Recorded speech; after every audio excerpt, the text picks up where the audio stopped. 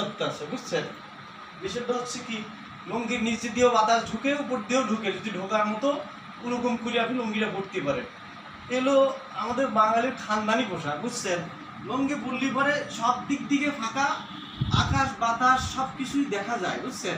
তাহলে পরে হচ্ছে লুঙ্গি দিয়ে হয় কি, ওই পরলি পরে ওই বাতাস সব দিক দিয়ে ঢুকে, তো গরমের মধ্যে বুঝতে পারছেন ভাই, ওই হয় কি, ওই ওই কাপড় চোপড় যাই পরে ওই স্বস্তি পাচ্ছি না খুঁজে, বুঝছেন?